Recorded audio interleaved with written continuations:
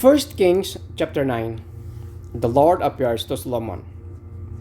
When Solomon had finished building the temple of the Lord and the royal palace, and had achieved all he had desired to do, the Lord appeared to him a second time as he had appeared to him at Gibeon.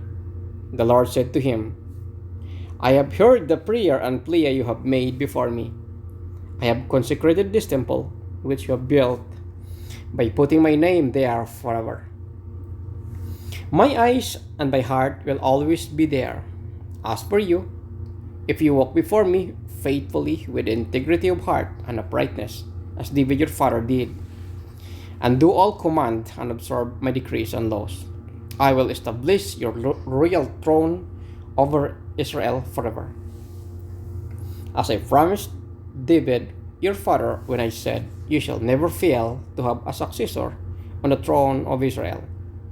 But if you and or your descendants turn away from me, and do not observe the commands and decrees I have given you, and go off to serve other gods and worship them, then I will cut off Israel from the land I have given them, and will reject this temple I have consecrated for my name.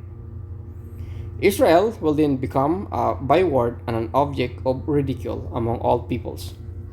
This temple will become a heap of rubble. All who pass by will be appalled and will scoff and say, why is the Lord done such a thing to this land and to this temple? People will answer, because they have forsaken the Lord their God, who brought their ancestors out of Egypt, and have embraced other gods, worshipping and serving them. That is why the Lord brought all this disaster on them.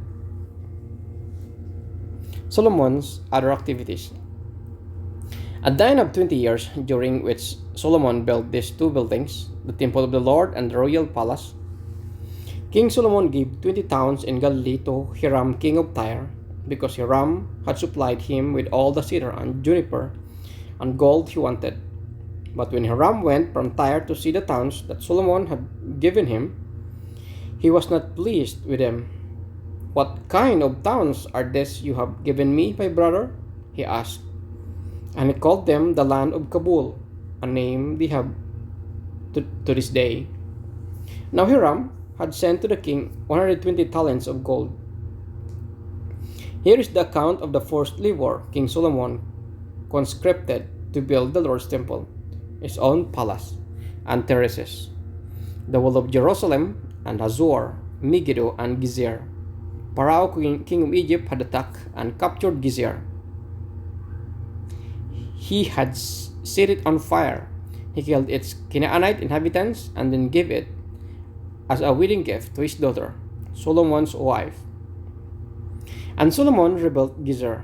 He built up Lower Beth Horon, Baalath, and Tadmor in the desert within his land,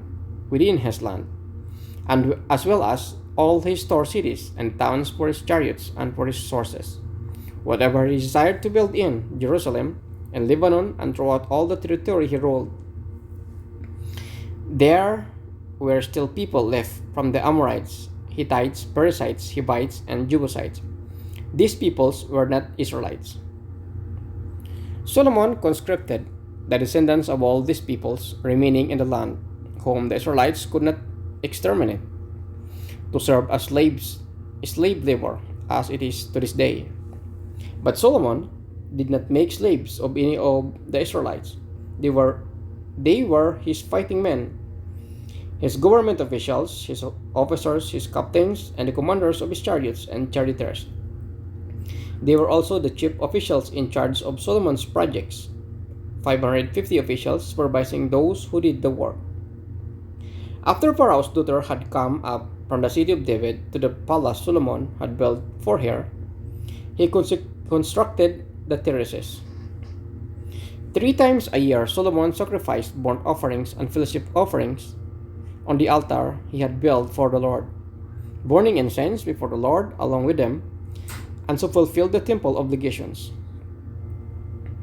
King Solomon also built ships at Ezion Geber, which is near Elath in Edom, and ashore of the Red Sea.